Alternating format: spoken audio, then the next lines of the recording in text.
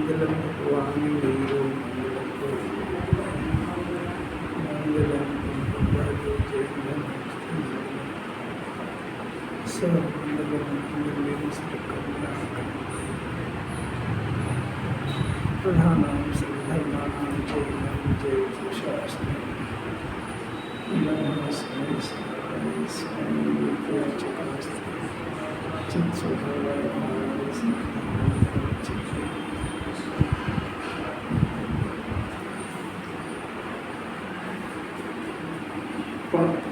सम्यक दर्शन कोई अपूर्व वस्तु है। शरीर की खाल उतार कर नमक छिड़कने वाले पर भी क्रोध नहीं किया। जैसे व्यवहार चरित्र इस जीव ने अनंत बार पाले हैं, परंतु सम्यक दर्शन एक बार भी प्राप्त नहीं किया। सम्यकत्व सरल नहीं है। लाखों करोड़ों में किसी बेले जीव को ही वह होता है तो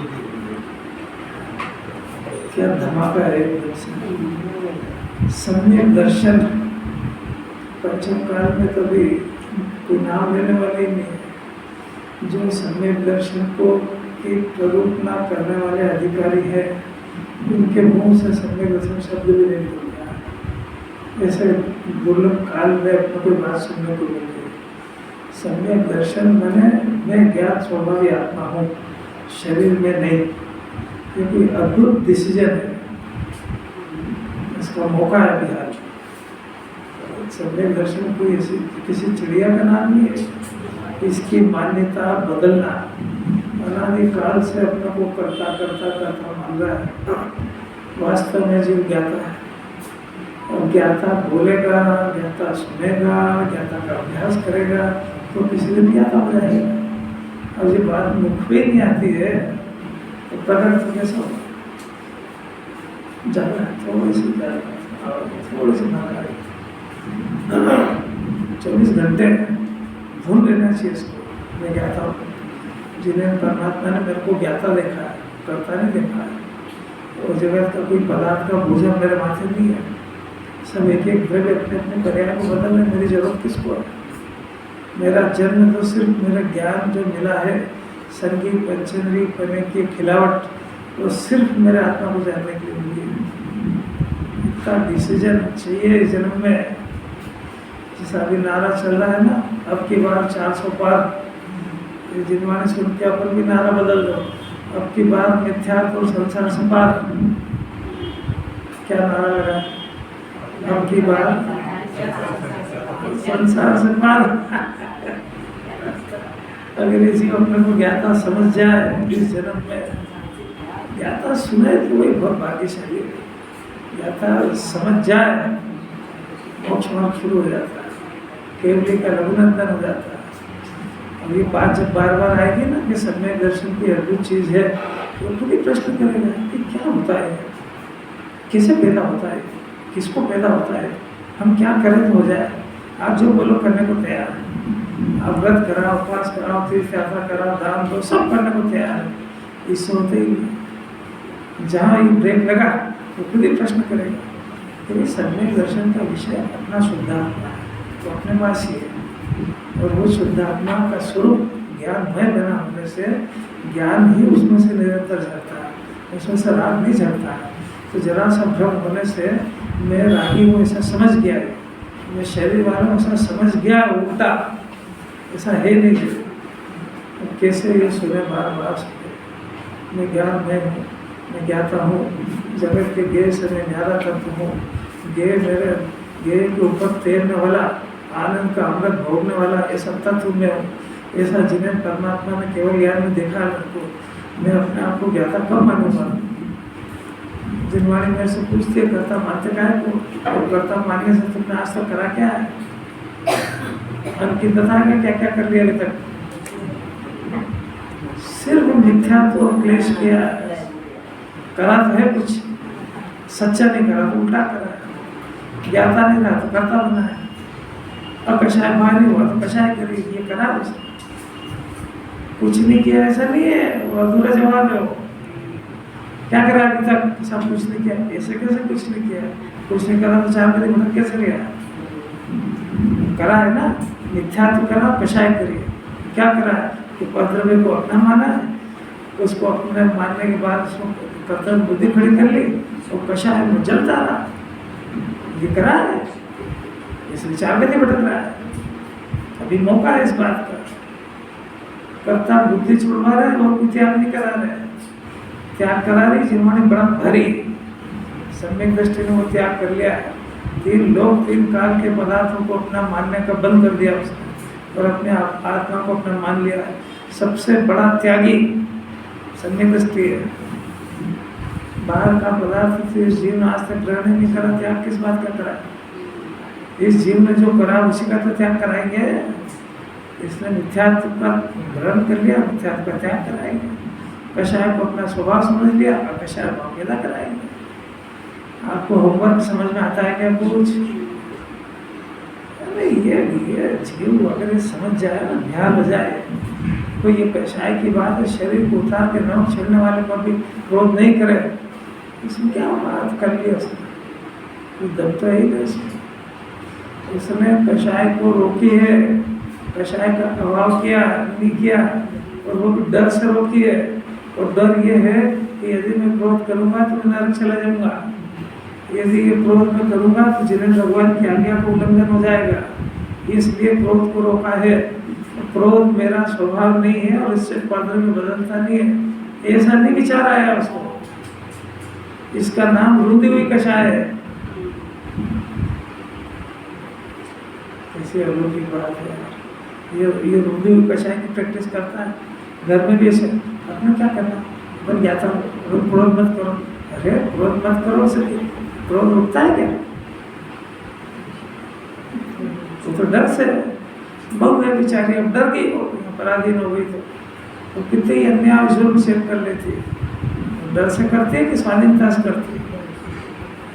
किसी अपने घर में काम करने वाले नौकर है, कर्मचारी है, फैक्ट्री हो, नौकर चाकर हो, तो बेचारे डरते हैं नौकरी का प्रश्न खाएंगे क्या, इसलिए मालिक जो उनके साथ सुन लेते हैं। इसका नाम क्षमानी है, इसका नाम रुंधी हुई कषाय है। कषाय करने का अभिप्राय, कषाय करने का प्रयोजन नहीं गया उसमें। यहाँ तो कषाय करना मेरा स्वभाव ही नहीं है। आ जाता है तो गंदा बुरा परिणाम है, वो जिन्वाने के आदेशों का उल्लंघन करने से होता है। उसमें पर द्रव्य प्रभावित नहीं होता है, बल्कि मेरा उत्पन्न होने वाला मोक्ष मार्ग प्रभावित होता है। अरे अलौकिक बात है, किस घड़ी में आ गई। तो ऐसे व्यवहार चाहिए जीव अनंत बार पाले। निश्चय के बिना का व्यवहार इस जीव ने अनंत बार पाला है। वो जिन्वानी को पढ़ के पाला है, अभी तो जिन्वानी को पढ़े बगैर पालता है। जिन्वानी को इतना अध्ययन करा है जिन्हें परमात्मा की किसी आज्ञा का उल्लंघन नहीं हो जाए, ऐसी प्रतिज्ञा पूर्वक अनंत बार द्रव्यलिंग के जीव में धारण करा है। प्रतिज्ञा पूर्वक, और किसी भी प्रतिज्ञा में भंग नहीं लगे, उसको द्रव्यलिंग कहते हैं। अभी तो पंचम काल में जिन्हें परमात्मा की आज्ञा उल्लंघन का डर ही नहीं है उसको। अरे कैसी बात है, कौन सी उसको भी जिन्वानी संसार की रही है। क्योंकि तुम्हें जिन्हें भगवान की पहली आज्ञा थी कि अपने आत्मा को ज्ञाता मानो, अपने को ज्ञाता जानो, अपने को अशरीरी आत्मा जानो, वो तो तुरंत करे ही नहीं। कषाय को रोकने का प्रयत्न करा है, उसका नाम रुंधी हुई कषाय है। जिन्वानी ये कह रही है कषाय से वेद ज्ञान करो, ये कषाय को कम करने का अभ्यास करता है। आपको समझ में आ जाए तो निहाल हो जाए, क्योंकि कषाय से भेद ज्ञान जिन्वानी करा रही है। यानी कषाय भिन्न वस्तु है, आत्मा भिन्न वस्तु है। आत्मा ज्ञान का बना हुआ, कषाय आश्रव तत्व है। कषाय का जन्म परलोक में लक्ष्य होने पर होता है, और आत्मा में से स्वाभाविक परिणमन ज्ञान के लक्ष्य होने से होता है। इसलिए मोक्ष का मार्ग इधर है। कषाय से माथा बच्ची मत करो। कषाय को कम ज्यादा करने के अभिप्राय में दृष्टि कषाय में रहती है। और कैसी अपूर्व बात है, इसको महिमा नहीं आती। सुन के आया ना तो अंदर से वाह निकले एकदम से। वहाँ कवि सम्मेलन के अंदर पीछे वाले आगे वाले वाह करते हैं, वो भी करते, समझ में कुछ आए कि नहीं आए। और इसके मुंह से तो ये बात निकलती तो हाय हाय निकलती है। हाय मेरा तो सब लुट गया, घर भी मेरा लुट गया, फैक्ट्री भी लुट गई, बच्चे बच्ची का भी काम नहीं करना, हाय हाय सब लुट गया मेरा। लुट गया कि भाई भाई आओ क्या निकलता क्या है? ऐसा उदास हो जाएगा कि बस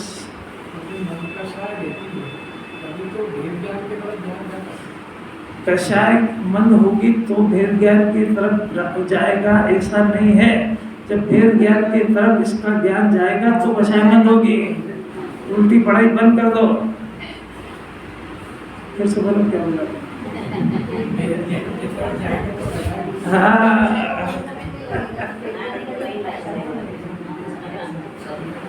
कषाय के लक्ष्य से कषाय मंद नहीं होती है, स्वभाव के लक्ष्य से कषाय का अभाव भी होता है और कषाय मंद भी होती है। फिर से बोल के बता दे, अनादि का उल्टा अभ्यास है। तो फिर इंतजार करो मेरी कषाय कब मंद होगी, जब मैं वेद ज्ञान करूंगा तो कभी नहीं होगी। फिर स्वस्थ रहेगा तब आत्मा की बात सुनेगा कि आत्मा की सुनेगा तो स्वस्थ हो जाएगा? अरे एक बार बोल तो दो, गर्दन हिलाने से क्या होता है? क्योंकि इसके बाद बाहर आदमी क्या करूं, बीमार हो, बीमार आदमी कैसे सुनेगा? तो तू हमेशा ही बीमार रहेगा, क्या करें? बीमार अद्भुत बात है। ऐसी अपनी बात बहुत ऊंची चल रही है। पूर्ण कुंदाचार बंद अभिप्राय के अंदर अंतिम संदेश जीव को देना चाहते हैं।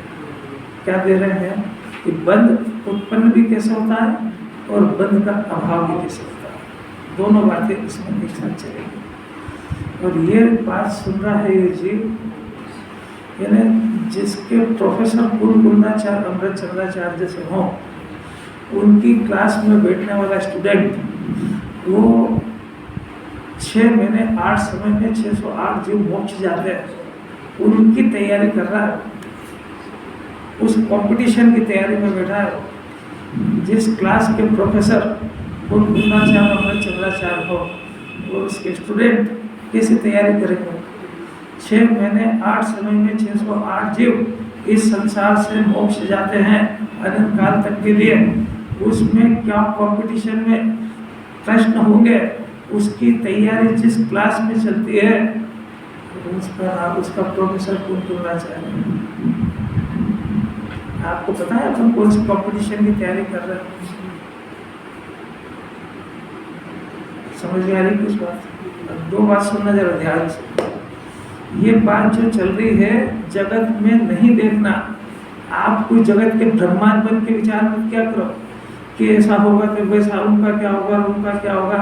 तुमको एक ही सिद्धांत समझा दिया है कि तुम्हारे बच्चे को जो भी अनुकूल सामग्री मिलती है, बस्ता, बस, पेन, खाना पीना, ड्रेस, वो सब उसको उसके पुण्य के उदय से मिलते हैं कि तुम दाता हो उसके।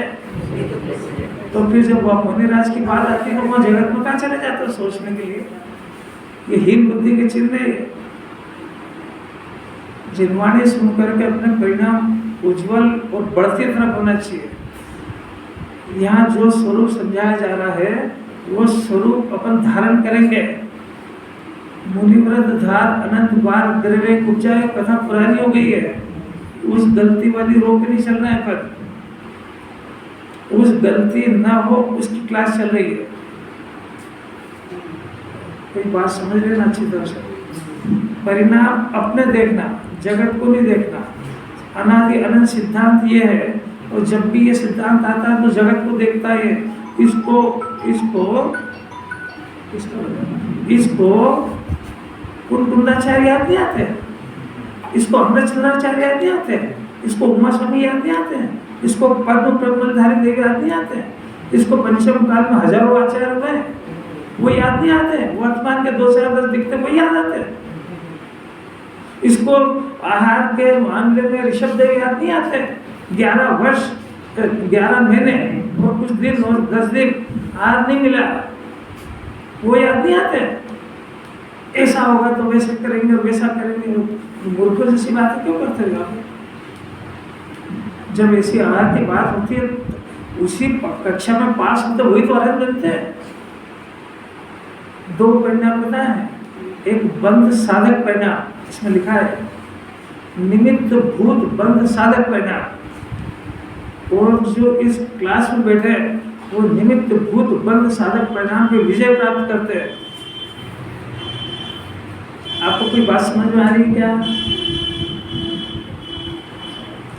ऋषभ देव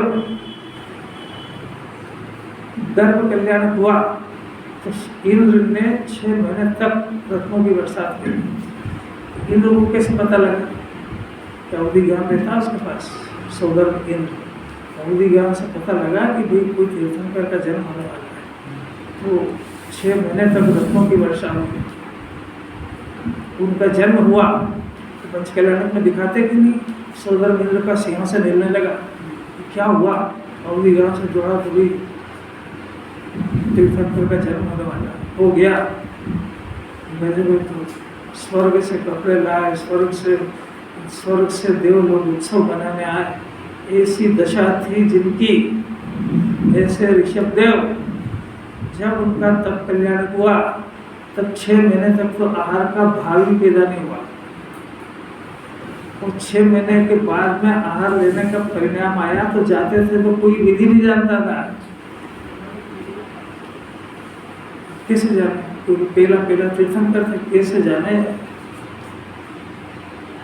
जाते लोग समझते भाई ये दे दो वो दे दो, कोई जो जिसकी समझ में आता, कोई धन लाता, कोई जो भी उसको समझ में आती वो लाता, पर वे चले जाते थे।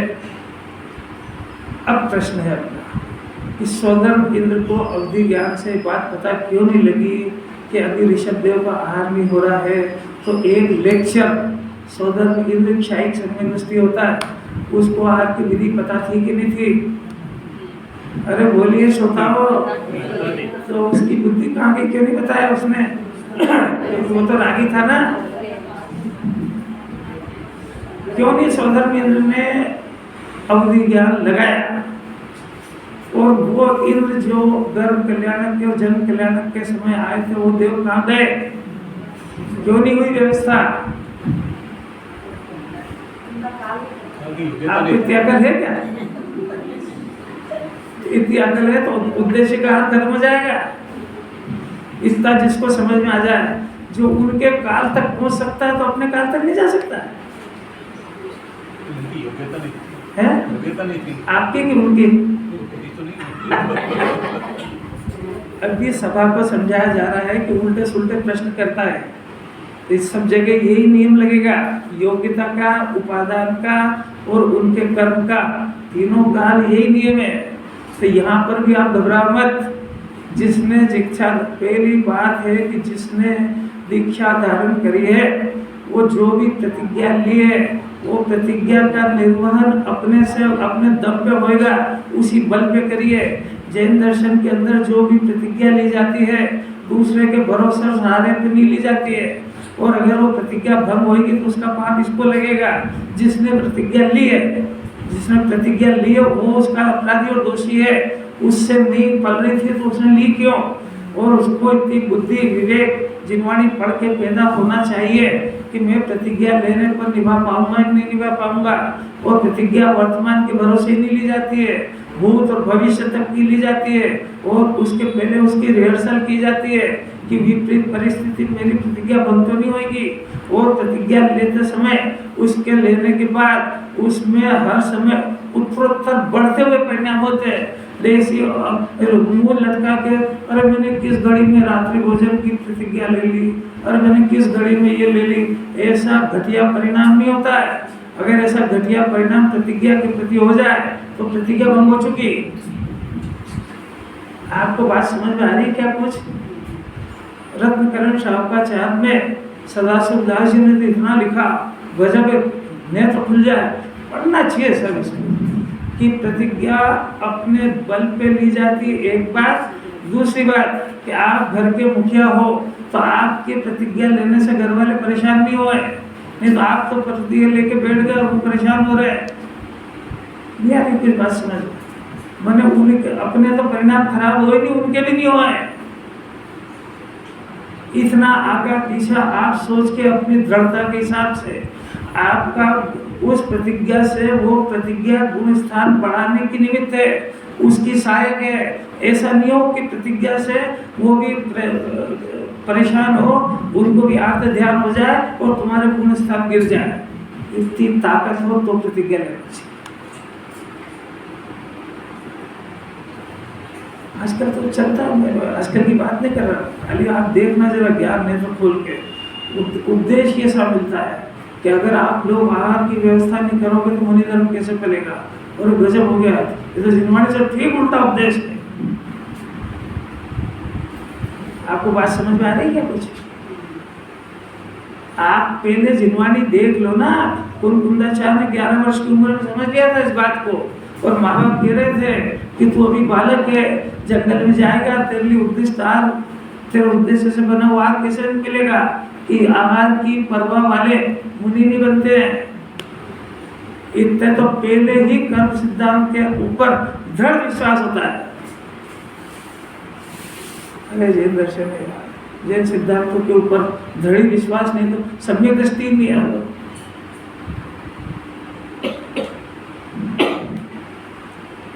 अलौकिक बात है, अलौकिक बात है। महावीर भगवान के जीव ने मुनि दशा में आहार के लिए गए, ऐसी कठिन प्रतिज्ञा ली किसको पता ही नहीं लगे हो, है रोती हुई हो राजकुमारी हो, ऐसी वैसी नहीं, और कोठे में बंद हो, सिर मुड़ा हुआ हो और आँख में आंसू हो, और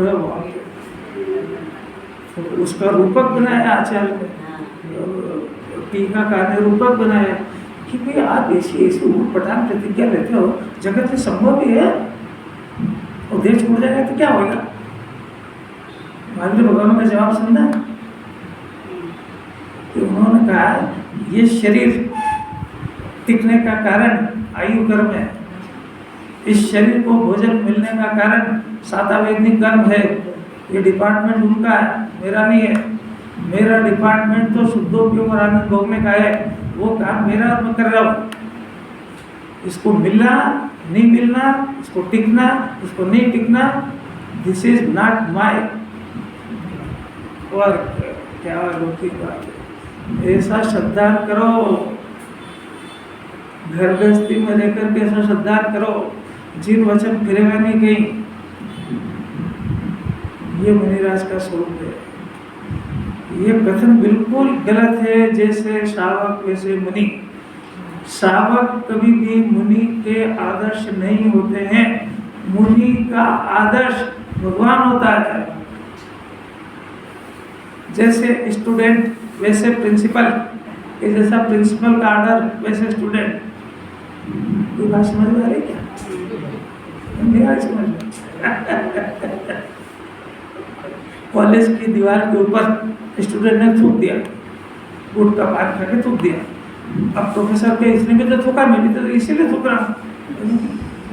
आपको मुँह से बात सुनते हैं, आप इस कॉलेज के मालिक हो, उसने करा है तो आपको डांटना चाहिए कि उसकी नकल बता के आपको थूकना चाहिए। अरे जगत में तो क्या क्या चल रहा है, अपना विषय ही नहीं है वो।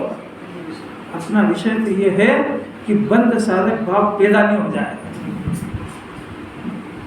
आपको प्रकरण समझ में आया क्या चर्चा चलेगी? भावार्थ में ये लिखिए, बंद साधक भाव किसको कहते हैं, ये बात चलेगी।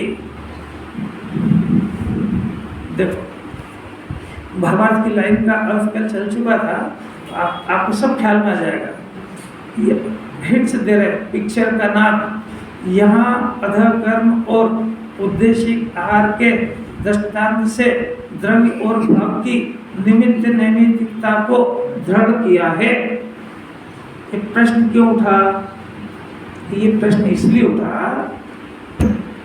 कि कुंदाचार्य को अपना जीव, तीन लोक के समस्त जीव ज्ञाता है, ये सिद्ध करना है। आत्मा का स्वभाव राग करना नहीं है। आत्मा यदि अपने स्वभाव से राग करेगा तो इस संसार का अभाव कभी नहीं हो सकता है, क्योंकि राग आत्मा स्वयं स्वतः यदि करेगा तो उसको राग के अभाव का प्रश्न खलास हो जाएगा, क्योंकि आत्मा ही राग करता है। तो आचार्य इस बात को सिद्ध कर रहे हैं कि आत्मा स्वतः स्वभाव से राग का करता नहीं है, तो मंजूर है साहब। अब यदि सत्ता में राग हो ही नहीं तो चार गति सिद्ध नहीं होती, कर्म बंधना और ये उत्पन्न होना, सब बात खत्म हो जाती है। इसका अर्थ है कि राग तो हो रहा है, तो उस राग की खोज करी कुंकुंदाचार्य ने अपने ज्ञान से, केवल ज्ञान के माध्यम से ये बात पता लगी कि इस जीव को राग जब जब होता है तब तक ये अपने स्वभाव को छोड़ करके पर द्रव्य यानी कर्म के उदय की तरफ लक्ष्य करता है तो राग उत्पन्न होता है। तो वहाँ पर पहले कर्म के उदय की तरफ लक्ष्य करके मिथ्या दर्शन और कषाय का जन्म होता है एक साथ। इस परिणाम का नाम बंध साधक परिणाम है। जैसा जैसा चलते जा रहा है एक एक शब्द ऑब्जर्व कर लेना, बदलेगा नहीं अनंत काल तक। अपनी बुद्धि फिरेगी, जनरेशन नहीं फिरेंगे कभी भी। दो बात समझ में आई। आत्मा स्वभाव से राग का अकर्ता है। अब प्रश्न है कि राग स्वभाव से अकर्ता है तो राग होता क्यों?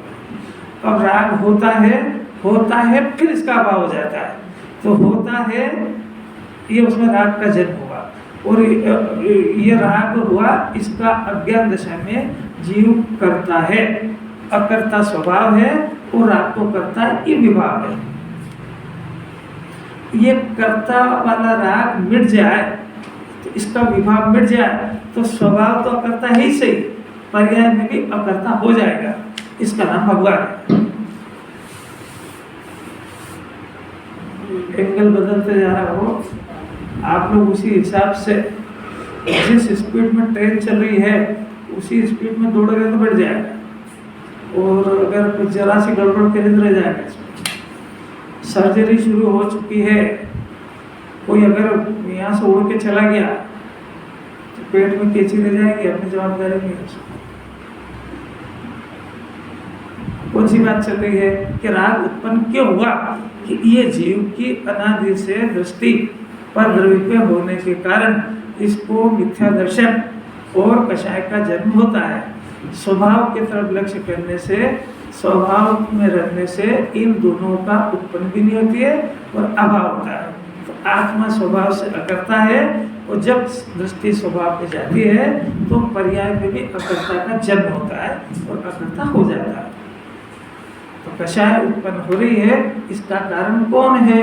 कि इसकी द्रव्य स्वभाव से दृष्टि का छूटना और पर द्रव्य पे जाती है। मुनिराज का स्वरूप सम्यक दर्शन होने के बाद की बात सब चर्चा है। मुनि दशा सम्यक दर्शन के पहले नहीं होती है। कोई यदि देखा देखी धारण कर ले तो नकल हो सकती है, बस सत्य नहीं हो सकती है। अभी जगत को ये बात पता है कि मुनि दशा, मैंने दशा है वो आत्मा की ऐसी दशा जिसका नाम संवर निर्जरा तत्व है, तो उसका नाम मुनि दशा है। वो जो मिथ्या दर्शन और कषाय का परिणाम है उसको आश्रव की दशा कहते हैं। और आत्मा के अंदर से अनंत चतुष्टय प्रकट हो जाए उसको मोक्ष दशा कहते हैं। ये तीनों दशा आत्मा की होती है, संयोग इनका कुछ लेना देना नहीं है। कुछ समझ में आया क्या? तो फिर से बोलता हूँ कि आत्मा का अता पता नहीं होने के कारण इस जीव की दृष्टि शरीर पे रहती है, तो इसको मिथ्या दर्शन और कषाय, इन दोनों का नाम आश्रव और बंध तत्व है। इन दोनों का नाम बंध साधक भाव है। ये जीव अनादि से बंध साधक परिणाम कर रहा है। समझ में आ रही क्या? सेंटेंस थोड़ा सा बदले, जरा दिमाग को एक्सरसाइज तो करना पड़ेगी ना। तो जब इसकी दृष्टि स्वभाव पर जाती है तो संवर निर्जरा का जन्म होता है। संवर और निर्जरा ये बंध साधक भाव नहीं है, ये मुक्ति के साधक भाव है। कैसे अलौकिक बात। अब समझना जरा आगे। जब दृष्टि स्वभाव पर होती है तो एक बार में अपने शुद्धात्मा का अता पता लगता है, इसको अपने स्वभाव का पता लगता है।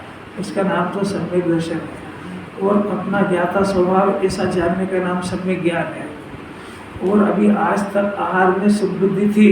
अब आहार करना मेरा स्वभाव भी नहीं है और उसमें सुख भी नहीं है। आत्मा में सुख भरा है और सुख भोगना मेरा स्वभाव है। ऐसा पता लगने का नाम सम्यक दर्शन है। इसका नाम चौथा गुणस्थान है। अब जिन विषयों के पीछे उसको अनादि से राग द्वेष गंदे परिणाम हो रहे हैं, उनसे धीरे धीरे विरक्ति होने लगती है।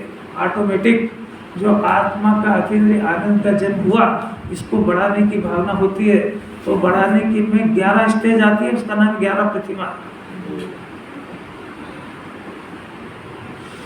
उसमें 11वीं प्रतिमा के अंदर उद्दिष्ट आहार का त्याग होता है। उद्देश्य की बात हो चुकी है, अधर कर्म और औद्देशिक दो बात कर हो चुकी है। पाप पूर्वक, पाप के परिणाम पूर्वक आहार बनता है, उसमें कई जीवों की हिंसा होती है, इसलिए उस वो पुद्गल की क्रिया भी अधर कर्म नाम पाती है और इसका परिणाम भी अधर कर्म नाम पाता है। और अपना परिणाम, अब देखो मुनिराज की बात, अपना परिणाम जिसको ये ज्ञान है कि ये भोजन मेरे निमित्त से बना हुआ है और इस भोजन का नाम अधर कर्म है, तो जिसको ये भोजन लेने का परिणाम उत्पन्न हो जाए, तो भोजन तो पुद्गल है, तो जिसको ये भोजन लेने का यानी द्रव्य प्रत्याख्यान का, द्रव्य का प्रत्याख्यान नहीं है, यानी उस भोजन का त्याग नहीं है, उसके भाव प्रत्याख्यान भी नहीं है, इसलिए उसको बंद साधक परिणाम पैदा हो गया है। जितनी समझ में आती समझना, अपन क्या करे, भाषा की मर्यादा होती है। फिर से सुनना, मुनिराज की दशा 3 कषाय का अभाव, मिथ्या दर्शन का अभाव, अंदर में आत्मिक शांति, शुद्धोपयोग अंतर्मुहूर्त में होने की कंडीशन, निरंतर शुद्धोपयोग अंतर्मुहूर्त में होता है। अंतर्मुहूर्त से ज़्यादा अगर शुद्धोपयोग में रह जाए तो अरंध बन जाते हैं, और अंतर्मुहूर्त से शुद्धोपयोग कम हुआ तो गुणस्थान वापस 5वां हो जाता है। कि साहब रात में कि रात और दिन का कोई भेद नहीं है, इसलिए मुनिराज रात्रि को भी अंतर्मुहूर्त से ज़्यादा नहीं सो सकते हैं। सो सकते हैं क्या? नींद ही नहीं आती है, क्योंकि नींद जो है, सुनना जरा ध्यान से, यही है कि नहीं उपयोग, नींद जो आती है वो तीव्र कषाय का परिणाम है। तीव्र कषाय जीव को नींद ज़्यादा आती है। मुनिराज के कषाय का अभाव हो गया, इसलिए वो मस्त रहते, उनको नींद आती नहीं है। ये नींद आना ये कषाय में विश्राम पाने के लिए आती है। 24 घंटे जो कषाय में डूबा रहता है, जितना कषाय होगा उतनी नींद ज़्यादा आएगी, और जितना चिंता वाला उसको नींद आएगी ही नहीं, हो गया, इसलिए उनको आती ही नहीं। जो आत्मा का आनंद भोग रहे हैं, अपन तो इसलिए इतना घबरा जाते हैं कि अपने को उनकी अस्थि नहीं पता है, अस्थि नहीं समझते। उनको जो प्राप्त हुआ है उस पर विचार करो तो ये धूल लगता है सब। अरे जब घरों के अंदर अपना बच्चा एक कोई पैकेज के चक्कर में माँ बाप को छोड़ देता, घर परिवार को छोड़ देता, धर्म को छोड़ देता है, कौन सी प्राप्ति के आधार पे 25-50 लाख का पैकेज, 1 करोड़ का पैकेज है। 1 करोड़ की प्राप्ति के लिए घर छोड़ सकता है, तो अनंत काल तक अरंचित का सुख पाने के लिए ये चीजें नहीं छोड़ सकता है। आप लोगों को बात पता नहीं है ना। और फिर दूसरी बात है कि औंधा जीव है, जरा अड़ोसी पड़ोसी को नींद नहीं आ जाए, संभाल लेना, जरा संभाल लो उनको, झपकी आ रही है। हाँ, आपको ही कह रहे हैं, जब बात खास सुनने की आती है, जब नींद आ जाती है, तो क्या पता क्या है, बहुत दूर है दिल्ली, क्या बात कर रहा था वही भूल गया। अब कोई सोता हुआ दिख जाए तो लगता है फालतू बात क्या भी सुना रहा है।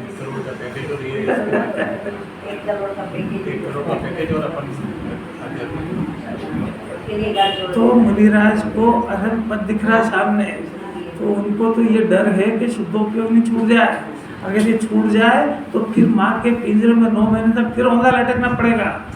और प्रोसेस वही है कि फिर से मनुष्य बनो, फिर चौथा गुण स्थान करो, वहाँ से गिर जाते हैं, चौथे में रहेंगे, फिर 5वां करो, फिर आओ, इतनी मेहनत के पानी फिर जाएगा। इस डर से उनका शुद्धोपयोग नहीं छूटता है। अब सुनना बात जरा, अपने को इसलिए कठिन लगती है कि अपन है स्टूडेंट केजी के और बात सुना रहे हैं तुमको 6ठी 7वीं क्लास की, तो ये सोच सोच के परेशान हो जाता है, ऐसा तो कैसे हो सकता, ऐसा तो कब होएगा, फिर तो ये खत्म हो जाएगा। तो तेरे को अभी केजी के हिसाब से सोच, जब 6ठी 7वीं में जाएगा तो ये सब सहज होएगा। अंकित क्या कर रहा है, ये जिस क्लास का कोर्स है उसके लिए सरल है। अब जो पहले केजी वाला इसका अभ्यास करेगा तो कठिन है कि मैं जंगल में कैसे रहूँगा और ऐसा कैसे करूँगा, ये क्या होएगा, उसका क्या होएगा, फिर सोचेगा अगर ऐसा होएगा तो जैन धर्म खलास हो जाएगा। तो तू क्या ब्रह्मा है क्या जैन धर्म का? ये सर्वज्ञ का मार्ग है, उनको सब पता है। जैन धर्म टिकेगा इन्हीं लोगों से, वो जो सुन रहे हैं, सत्य को सुन रहे हैं, सत्य के संस्कार जिस जीव को है उसकी भले भविष्य में मुनि दशा अवश्य होगी और ऐसी होगी जैसी तुम धारी है। आरमसुद वो है ना 4 लाइन, बोलो बोलो, उसको बहुत प्यारी लाइन है। साधु सब अर्थ के प्रकाशी मांगलिक उपकारी है, तिन्हें को स्वरूप जाने राग से वही जो भक्ति काय को नमाए, स्तुति को उचारी है। धन्य धन्य तुम्हारी से काज सब आज भय, करे जोरी बारंबार वंदना हमारी है। मंगल कल्याण सुख ऐसो हम चाहते, हो मेरी ऐसी दशा जैसी तुम्हारी। जो ऐसा विचार करेगा तो ऐसी भावना भाएगा और वैसा करेगा तो वैसे ही बनेगा। कैसी अलौकिक बात है, मत होने दो। अभी जिनवाणी 4थे गुण स्थान अज्ञान से ही नहीं चाहती, 4थे गुण स्थान वाले से नहीं चाहती जिनवाणी कि तुम जल्दी करके मुनि दशा अंगीकार करो, तो अज्ञानी से काहे को चाहेगी?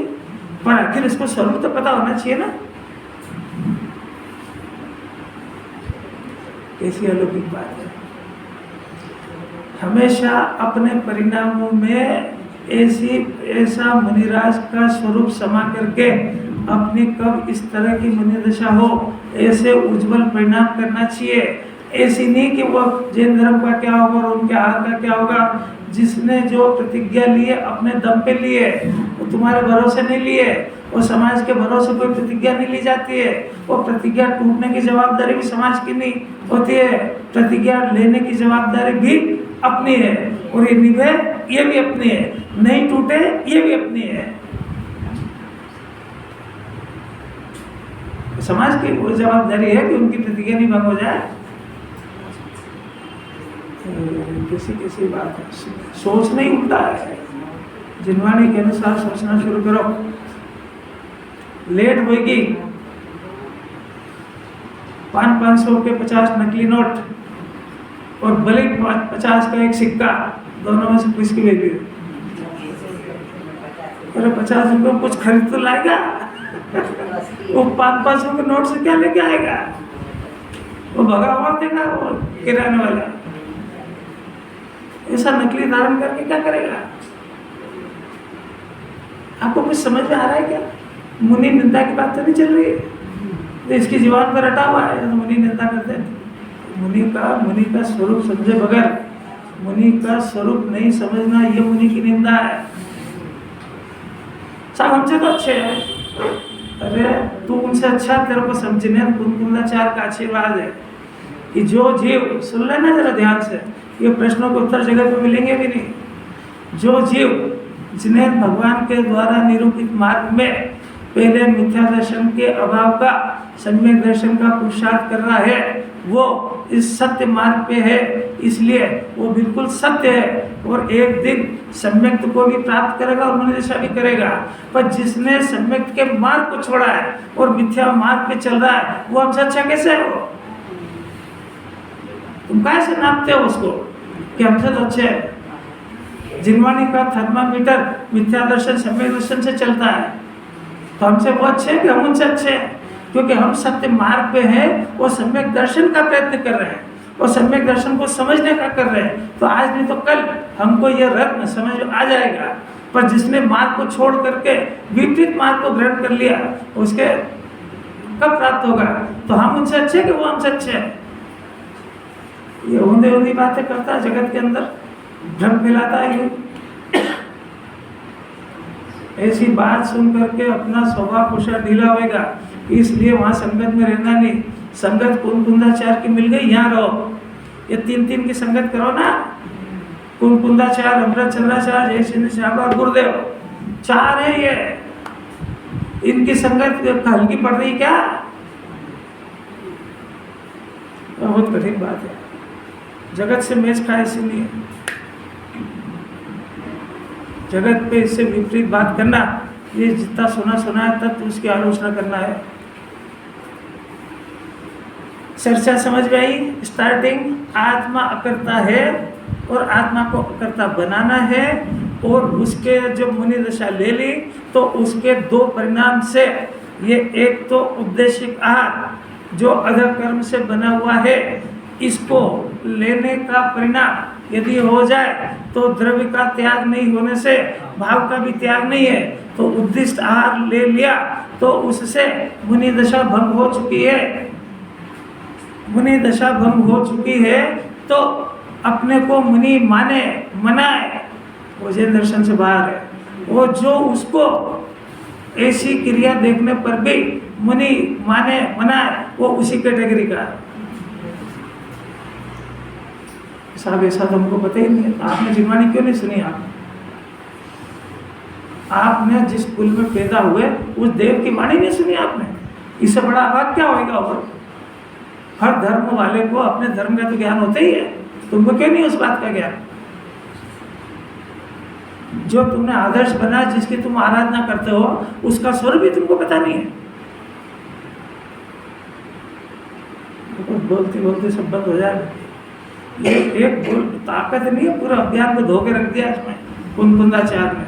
अरे मैं नहीं बोल रहा, वो इसमें लिखा है सब। नहीं तो बोले कि हमारे पंडित जी ने आज ऐसा बोला न वैसा बोला, अपन बोल ही नहीं रहे। कुंदाचार जो निर्देश दे गए समय सार में, अष्टपाउड़ में, सब ग्रंथों के अंदर, टोडरमल जी ने मोक्ष मार्ग प्रकाशक में, बहुत सारे ग्रंथों के अंदर शावक का स्वरूप, पंचम गुण स्थान का स्वरूप, निराश का स्वरूप, अरंत का स्वरूप, यही भरी है पूरी जिनवाणी। अब अभागा हो यहाँ सोएगा, भगवान यहाँ जगह घर सोएगा, क्या करें उसका? क्या करें? आंखों से सोने का नाम सोना नहीं है, स्लीपिंग माइंड। मैंने वो दूसरा सोच रहा, सो गया वो। बोलो बोलो बोलो।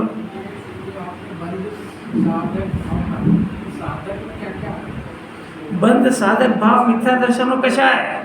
तो इसमें फिर से सुनो, बहुत बढ़िया है, मेरी बात रह गई थी। मुनि दशा किसको कहते हैं? कि 6ठा गुण स्थान और 7वां गुण स्थान। तो 6ठे गुण स्थान में अपना समय हो गया, पूरा तो प्रकरण रह जाता है। मुनिराज को 6ठे गुण 7वें गुण स्थान में निर्विकल्प दशा होती है, तो आत्मा में लीन रहते, आत्मा का आनंद भोगते, उस समय उनको किसी जाति का कोई विकल्प नहीं है। तो बंद साधक परिणाम पैदा हुआ कि नहीं हुआ?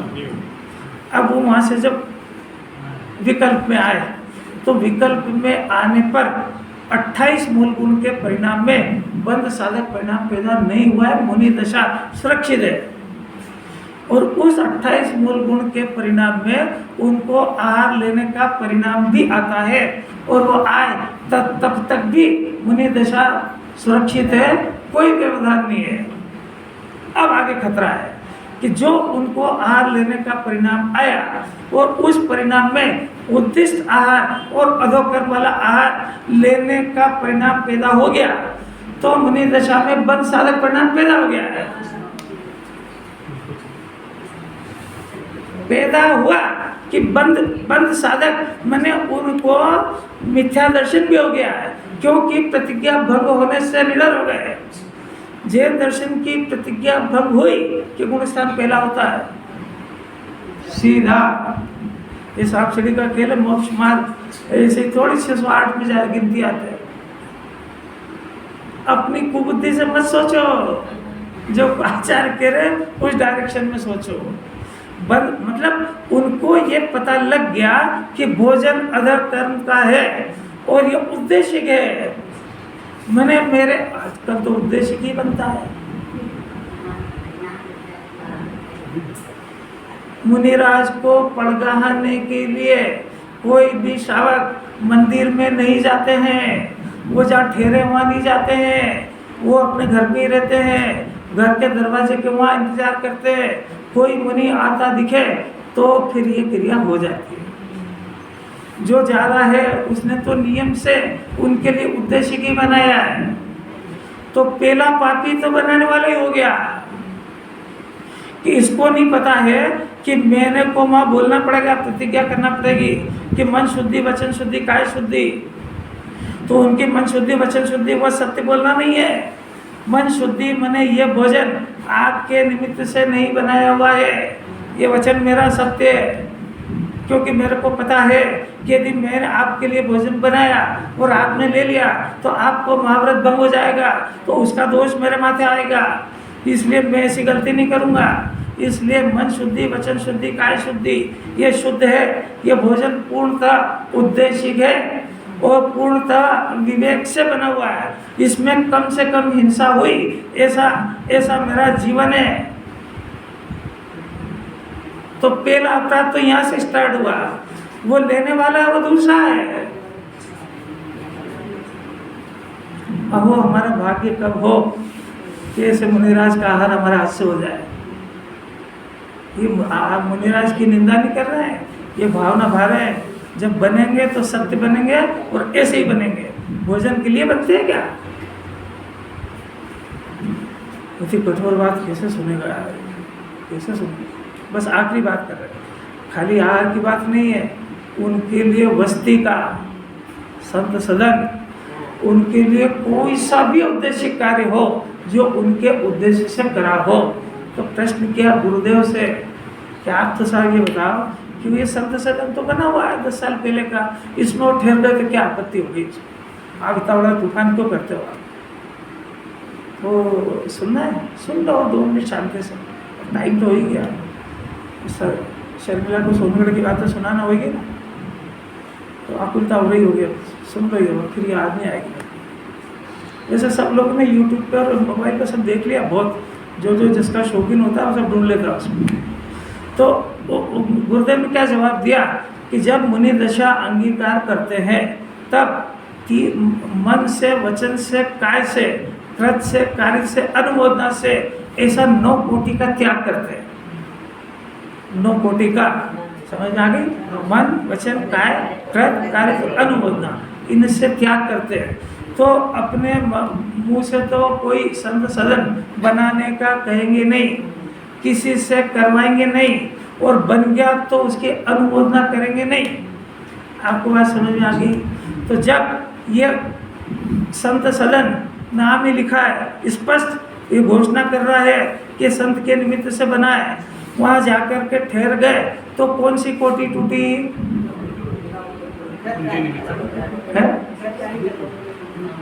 कृत कहाँ का? 10 साल पहले की बात बोल रहा हूँ मैं।